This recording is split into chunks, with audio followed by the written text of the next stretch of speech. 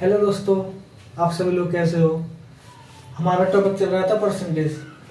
आज हम परसेंटेज पे जो मैंने तुमको पहले वीडियो में बताया था उसी में हम आगे कुछ बताते हैं। और आज मैं आपको परसेंटेज को थोड़ा सा और समझाने की कोशिश करता हूँ, जिससे कि जो आगे आने वाले सवाल हैं उसमें आपको समझने में कोई दिक्कत ना हो। क्योंकि जो चीज़ मैं समझा रहा हूँ उस चीज़ को अगर आप समझ लोगे तो आगे जो क्वेश्चन हमें सॉल्व करने हैं उसमें आपको ज़्यादा दिक्कत नहीं होने वाली। देखो, मैंने ये क्वेश्चन लिखा है 300 का 30%। इसमें मैंने आपको पहले जो बताया था उसी में थोड़ा सा और अच्छा कोशिश करता हूँ बताने की, जिससे कि अगर किसी को थोड़ा बहुत डाउट हो तो वो डाउट आपका जो है वो क्लियर हो जाए। परसेंटेज हम जब निकालते हैं, देखो ये यहाँ पे लिख दिया 30%। ये परसेंटेज का मतलब क्या है? 100। अब ये 30 100, ठीक है, ये 30 100। इसमें क्या मतलब होता है, ये जो वैल्यू होती है, मैंने क्या बोला था, इस वैल्यू को 100 से तुलना करेंगे और उसके बाद 30 का मान निकालेंगे। अब इसमें मैं आपको बताना चाह रहा हूं कि जैसे ये 300 है, 300 में अगर हम 100 का भाग दें, जैसे कि ये, चलो यहाँ 300 लिखते हैं, 300 में हम 100 का भाग दें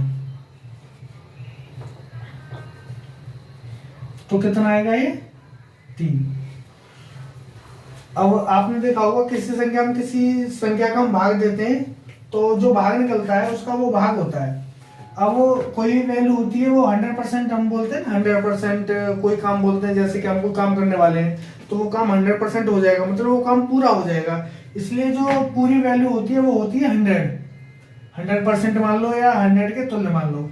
अब जब हम 100 का किसी संख्या में भाग दे दें तो वो जो संख्या का जो मान निकल के आता है, ये जो मान निकलता है ये होता है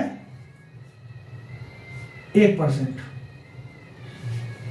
जब किसी संख्या में हम 100 का भाग दें और जो वैल्यू निकल के आएगी वो 1% के बराबर होती है। अब देखो, हमने इसमें 100 का भाग दिया 300 में, तो हमारा निकल के आएगा 3। ये जो 3 आया ये आया 1%। अब हमको वैल्यू निकालनी है 30%। जब हम 30% वैल्यू निकालेंगे तो हम 3 में 30 का गुणा कर देंगे तो कितना आ गया? 90। ये वैल्यू जो आई है हमारी 90 जो आई है, ये 300 का 30% आई। हम पहले कैसे निकालते थे? 300 का 30% निकालना है, ये 30% है, परसेंट को हटाने के लिए हम क्या करते थे? 100 का भाग करते थे, तो ये वैल्यू हमारी कितनी आ जाएगी? ये जीरो, ये दोनों जीरो से दोनों जीरो कट हो जाएंगे, यहाँ बचेगा 3, और 3 का हम 30 में गुणा करेंगे तो कितना हो जाएगा? 90। देखो, ये और ये आंसर हमारा एक ही आ रहा है, लेकिन ये जो मैं बता रहा हूँ, ये जो हम बता रहे हैं, जब किसी संख्या हम 100 का भाग देते हैं और जो वैल्यू निकलती है वो 1% के बराबर आती है। ये जो मैं बता रहा हूँ ये हमें जो आगे सवाल आने वाले हैं उसमें ये काम होने वाला है, इसलिए इस चीज में आपको बता रहा हूँ। ये चीज ध्यान रखना, 100 का हम किसी संख्या में भाग दें तो वो जो वैल्यू निकल के आएगी वो 1% के बराबर आएगी, और जितनी भी परसेंट हमें निकालनी होगी उसकी उससे गुणा करके या भाग करके जो भी सवाल हमारा मांग रहा होगा उस तरीके से हम सवाल को सॉल्व करेंगे। ठीक है दोस्तों।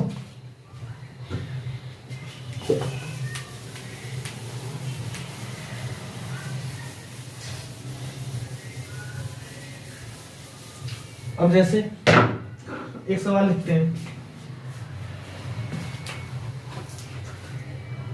किसी संख्या का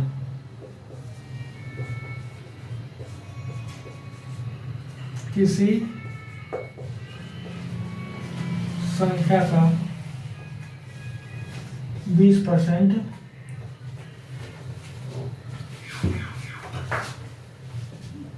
120 है, 120 है, तो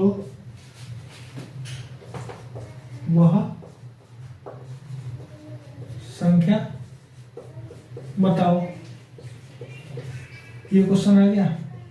अब आप इसमें एक चीज देखो, अभी मैंने क्या बताया था, हम जब भाग देते थे कोई वैल्यू निकलती थी, जैसे हमने 300 में हमने 100 का भाग दिया था, निकल के आया था 3, ये कितना था? 1%। ये वैल्यू कितनी थी? 1%। अब इसके नीचे 1 मान लो, ये 100% होगा, 1% हो गया। अब अगर हम इन दोनों का मल्टीप्लाई करें, इसका इधर कर दें और इसका इधर कर दें, तो देखो वैल्यू हमारी कितनी आएगी? बराबर आएगी। 300 गुणा 1 बराबर 100 गुणा 3, तो 300 बराबर 300, ये आ गया। अब ये चीज हम इसमें देखेंगे, 120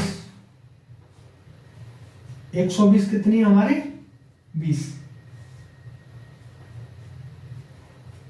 120 कितनी है हमारी 20, थोड़ा सा हटा देते हैं इस वाले से।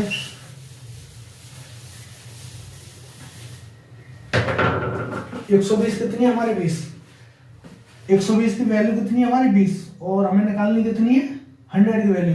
अब देखो दो चीज बता रहा हूं मैं, आप इसको, अब वो संख्या कितनी है, वो संख्या हमने x मान ली, जो संख्या हमें निकालना है कि हमें वो संख्या निकालनी है तो वो x मान ली, ये आ गया 100। अब देखो 120 20 के बराबर है और x 100 के बराबर है। अब आप इसमें क्या करोगे, x बराबर 120 इंटू 100/20 ऐसे लिखोगे, यही हो गया ना। अब आप इसका जो आंसर निकालोगे कितना आ जाएगा 600। और ये जो मैं बात बता रहा हूं वो चीज देखो, तुम इस सवाल को यहां से दोबारा करना है, हमें वैल्यू निकालनी है। वैल्यू आप मानो ना मानो, आप सीधा जो वैल्यू, इसमें ज्यादा कुछ तो पूछने के वैल्यू पूछ रहा है, आप सीधा इसमें लगा दो 120 वैल्यू कितनी है हमारी 20, जो 120 वैल्यू दे रखी है वो दे रखी है हमारी 20, और हमें चाहिए कितनी 100, जो हमारी वैल्यू दे रखी है 20 दे रखी है, 20 कितनी हमारी 120, और चाहिए कितनी हमारी 100, तो आ गए 600। अब इसी में देख लो, अब अगर वो आपसे बोल दे कि किसी संख्या का 20% 120 है, देखो इसी सवाल में बता रहा हूं मैं, ठीक है, किसी संख्या का उसने बोल दिया 20% बराबर 120, तो 30% बताओ, उस संख्या का 30% बताओ। आप कैसे करोगे, ये तो आपने यहाँ फॉर्मूला लगा लिया, लेकिन आप 30% कैसे करोगे, तो आप 30% के लिए क्या करोगे, जो 120 वैल्यू दे रखी है हमारी, जो 120 वैल्यू दे रखी है वो कितनी है हमारी 20% है, और निकालनी कितनी है हमारी 30% निकालनी है ना, इसमें 30 का मल्टीप्लाई कर दो। अब देखो हो जाएगा, कितना आ जाएगा 180। एक चीज समझ लो, इसमें मुझे लग रहा है कि आपको ज्यादा दिक्कत नहीं हो रही होगी। अगर हमें पूरी वैल्यू निकालनी है 100 का मल्टीप्लाई कर दो, कम वैल्यू निकालनी है, जितनी वैल्यू निकालनी है उतने का मल्टीप्लाई कर दो। अगर दे रखा होता एक संख्या, जैसे आपको दे रखा होता एक संख्या 300 है, 40% बताओ, 40% बताओ। आपको ये कोई क्वेश्चन दे दिया, तो जो एक संख्या 300 है, एक संख्या 300, तो 300 कितने के बराबर होती है, 300 होती है हमारी 100 के बराबर, और निकालनी कितनी है हमें 40, तो 40 कैसे मल्टीप्लाई कर दो, कितना आ जाएगा 120। ये आंसर होगा। मैं आपको बस ये चीज समझाना चाह रहा हूँ, जो वैल्यू दे रखी है उसको उसके बराबर मान के जो निकालनी है उतने का उसको मल्टीप्लाई कर दो और आपका आंसर आ जाएगा।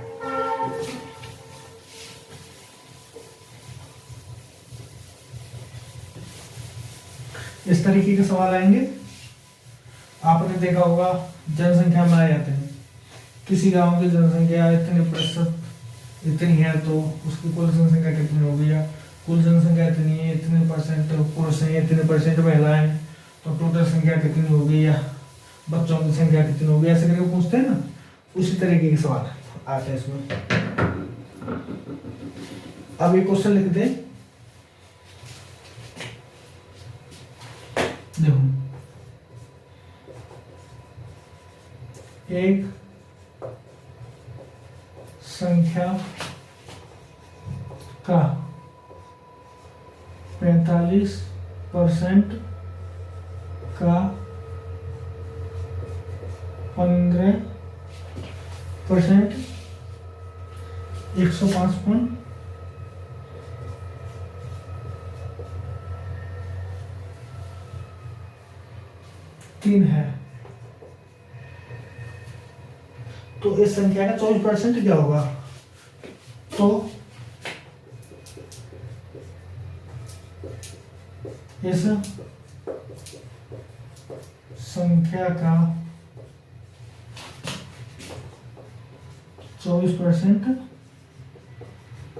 क्या होगा। अब देखो इसमें 2 बार परसेंट दे रखा है, ठीक है। अगर 2 बार परसेंट दे रखा है, इसमें क्या करेंगे, हमारे 105 दे रखा है। अब x मान के करना चाहो तो ऐसे भी कर सकते हो, मैं आपको x मान के नहीं करा रहा, मैं नॉर्मल जो क्वेश्चन आपको एग्जाम में करना हो उस तरीके से बताने की कोशिश कर रहा हूँ। 105 दे रखा है उसने, 105.3, वो कितने के बराबर है। उसने बोला 45% का 15% इतना है। उसने बोला 45 का, हमने आपको बोर्ड मास था, बोर्ड मास में क्या होता है, ऑफ होता है, ऑफ बोलते हैं क्या, जहां पर का होता था वहां मल्टीप्लाई लगाते थे। 45% का 15% इतना है। अब आप एक चीज देखो, ये 45% हो गया। हमने क्या बोला था, जब 45% करते तो एक बार 100 का करते, 100 वैल्यू निकल आएगी, जो वैल्यू निकली उसका 15% दोबारा 100 निकालेंगे ना।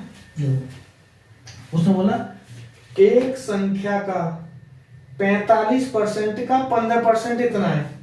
ये 45% नहीं है और नहीं है 15% है, ये 45% के 15% का है इतना। तो नीचे अगर बोलता हूँ 45% इतना, तो यहाँ 45 करके आगे 100 का गुणा करते हैं। उसने बोला 45% का 15% इतना है, तो यहाँ 45 गुणा 15 ऊपर 100 गुणा 100, ये आगे वैल्यू, ये हमारी कुल संख्या निकल आएगी, ये हमारी कुल संख्या निकल आई। अब उसने पूछा है तो इस संख्या का 24% कितना होगा। 24, उसने क्या बोला 24। अब ये देखो, ये जो संख्या निकल के आई हमारी कुल संख्या निकल के आई ना, ये जो हमारी यहां से संख्या निकल के आई थी, ये कुल संख्या निकल के आई थी। एक संख्या के 45% के 15% इतना है। और जब हमने ये 45% इंटू 100 और 15% इंटू 100 कर दिया तो ये आ गई पूरी संख्या। और जब उसने बोला इसका 24%, तो इसका हमें ये कितनी है, 100 है ना पूरी, ये जो निकल गया ये पूरी 100 है, तो नीचे कितना आएगा 100, और कितना निकलना है इसका 24, तो ऐसे करके निकल जाएगा। अब देखो ये 100 से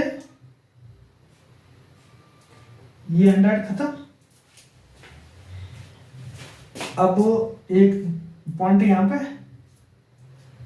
नीचे 10 का मल्टीप्लाई हो जाएगा। अब 1 10 से 1 0 गया, ये तो इससे चला गया। उसके बाद में देखो ये गए 5 3 15, 5 दूनी 10।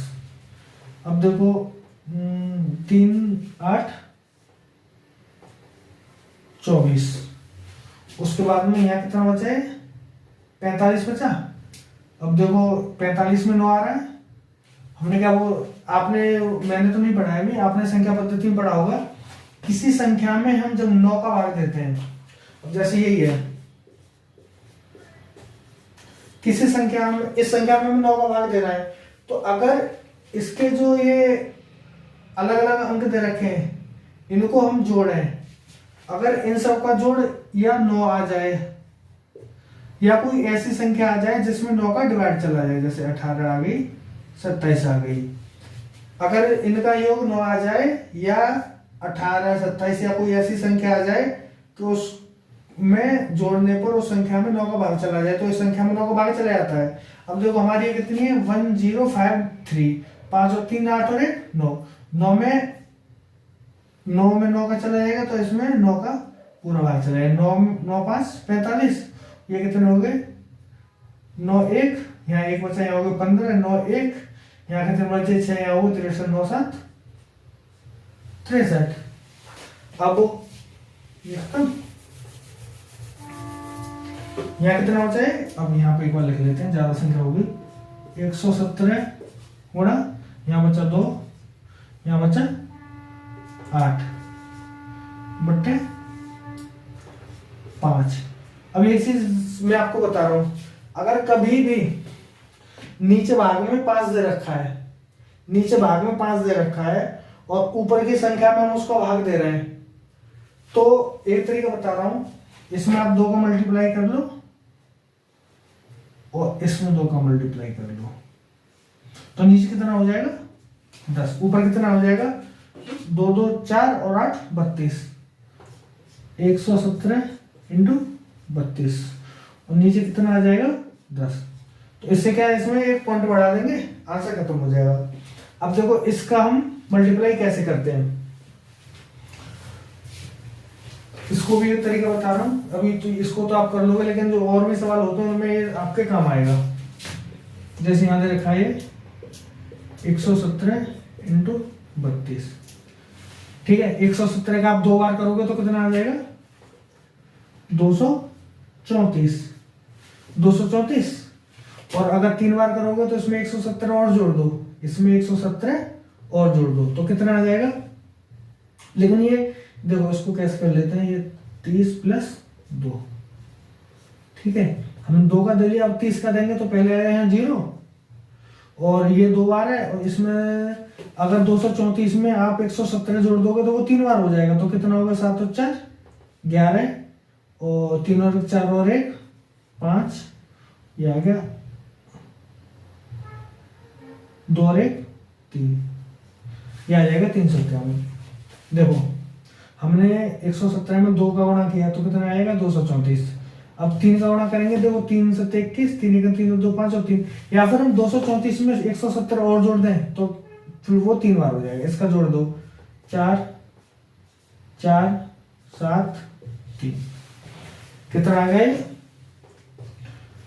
374 4/10। तो नीचे 10 है तो पॉइंट ले जाएगा, ऊपर कितना आएगा 374.4।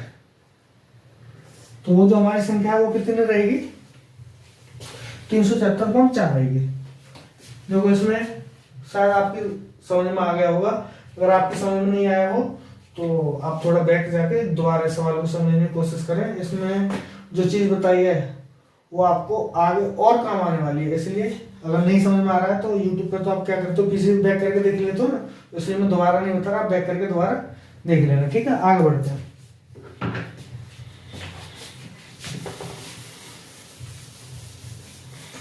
अब देखो उसमें अब मैंने आपको साथ पहले ही बताया था कि हम एक बार किसी संख्या में इतने परसेंट की वृद्धि कर दें, फिर उसमें फिर कमी कर दें, तो उस तरीके के सवाल जो निकालते हैं हम कैसे निकालते हैं, आपको उस तरीके के सवाल मैं आपको बता देता हूं।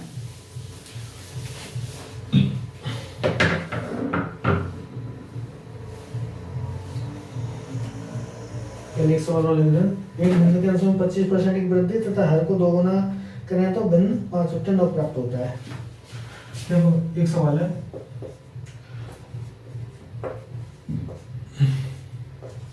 अंश में 15% की वृद्धि, हर को 2 गुना,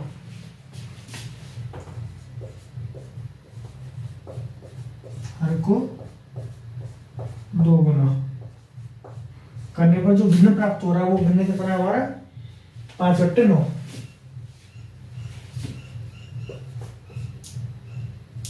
जो भिन्न प्राप्त हुआ वो भिन्न कितना प्राप्त हुआ हमें 5/9।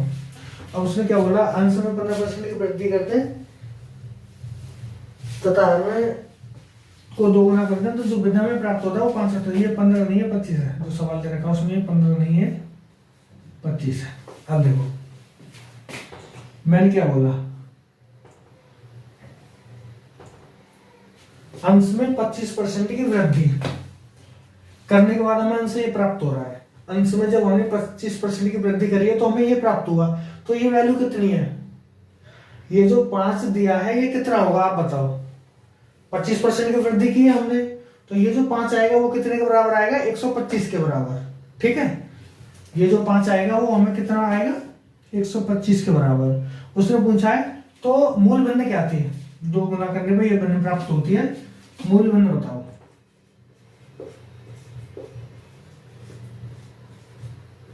मूल भिन्न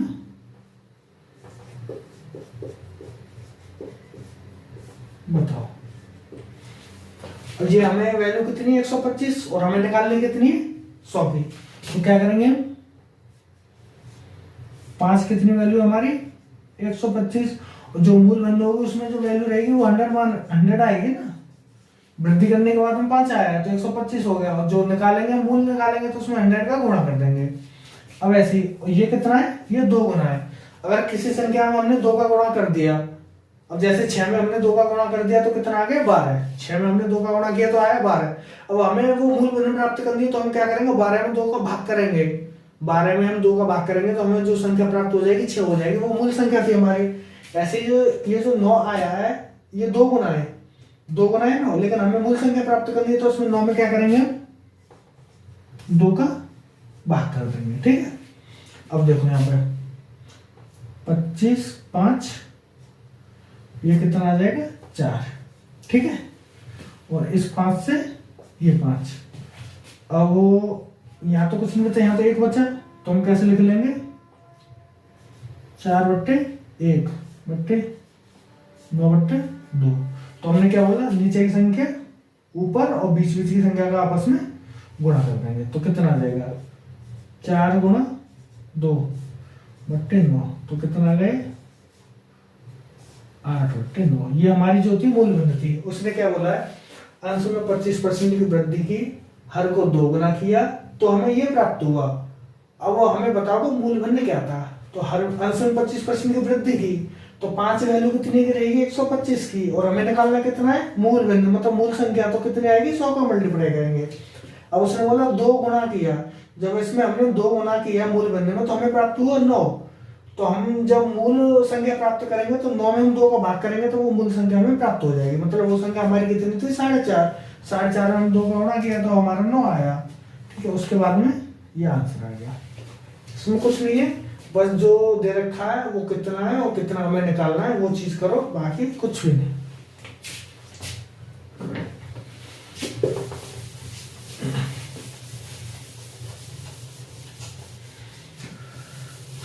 ये जो सवाल है ये मैथ में से निकाले हैं, मैं कोई बुक तो मैंने कोई लिखा नहीं है। तो ये जो सवाल है मैंने परसेंट की अधिक है, ए की आय बी की आय से 10% अधिक है। जो अधिक रहेगी वो हमेशा प्लस में रहेगी, इसमें 10 को प्लस में। बी की आय ए की आय से कितने परसेंट कम है, हमें क्या पता कितने परसेंट कम है, तो माना वो x% कम है।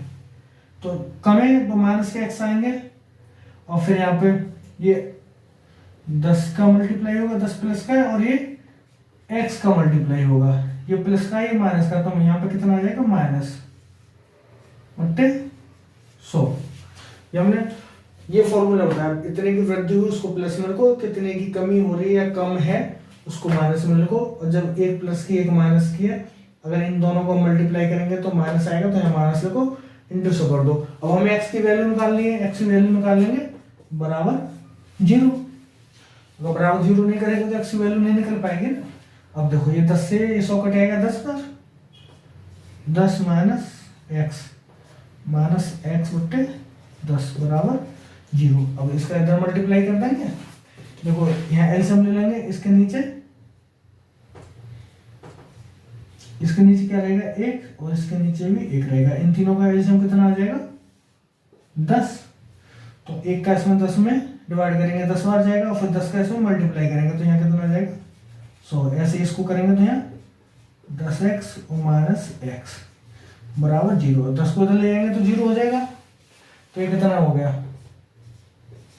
100 माइनस 10x माइनस x बराबर 0।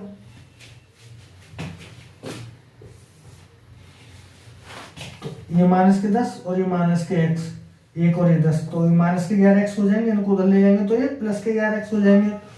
तो 11x बराबर 100। तो x कितना हो जाएगा हमारा 100 बट्टे 11।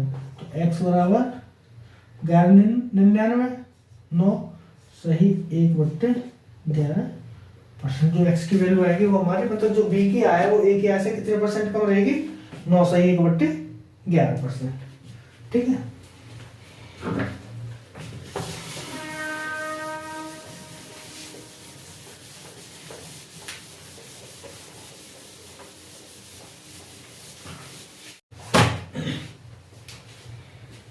देखो, अभी इसी आधार पर एक क्वेश्चन और करते हैं।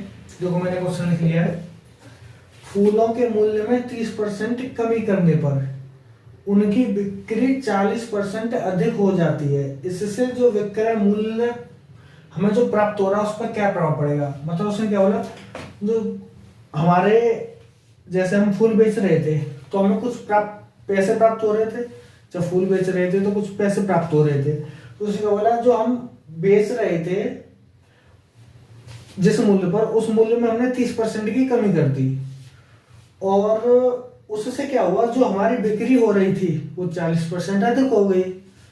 अब जो मूल्य प्राप्त हो रहा है और जो पहले मूल्य प्राप्त हो रहा था उस पर क्या प्रभाव पड़ा, मतलब वो कितने परसेंट कम हुआ या कितने परसेंट ज्यादा हुआ जो हमें पैसा प्राप्त हो रहा था। तो मैंने क्या बोला, कमी और अधिक, जो अधिक वाला है उसको प्लस में लिखते हैं, तो जो 40 है उसे प्लस में करेंगे, 30% की कमी की हमने, 30 को करेंगे माइनस में। अब देखो 40 का और 30 का मल्टीप्लाई करेंगे, अब ये 1 प्लस का 40 और 30 माइनस का, तो यहाँ कितना आ जाएगा, ये माइनस और बट्टे में 100। ये हमारा फॉर्मूला था। अब देखो उसने बोला कितने परसेंट की कमी है वृद्धि, मतलब उसकी परसेंटेज पे क्या प्रभाव पड़ा। तो 40 में से 30 गए तो कितने बचे हैं, 10। यहाँ कितना है, माइनस, ये 2 जीरो यहाँ पर 2 जीरो, ये कटेंगे तो यहाँ कितना हो जाएगा, ये -12। तो कितना आएगा, -2%। ये क्या है, -2% का मतलब क्या, 2% की कमी। तो उसका जो विक्रय जो हमें प्राप्त हो रहा था उस पर 2% की कमी हो गई।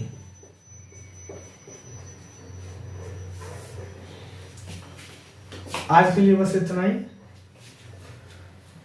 आगे जो मैं वीडियो डालूंगा उसमें आगे के जो सवाल हैं उन पर अपनी नजर डालेंगे और अपनी तरह से मैं उनको कराने की कोशिश करूंगा। अगर आपको मेरा ये तरीका अच्छा लग रहा है, मैं आपको जो समझा रहा हूँ, अगर आपको उससे कुछ अपनी समझ में आ रहा है, आपको लग रहा है कि मैं कुछ अच्छा आपको बता रहा हूँ, तो प्लीज हमारे वीडियो को शेयर करें, खुद सब्सक्राइब करें जिन्होंने सब्सक्राइब नहीं किया, जिनको अगर मेरा वीडियो अच्छा लग रहा है तो वो सब्सक्राइब करें, शेयर करें, जिससे कि शेयर करेंगे तो दूसरों के पास ये वीडियो पहुंचेगा, क्या पता उनको भी मेरा ये तरीका अच्छा लगे और उनको भी कुछ सवाल करने में आसानी प्राप्त हो। आज के लिए बस इतना ही। थैंक यू, धन्यवाद, जय श्री राम।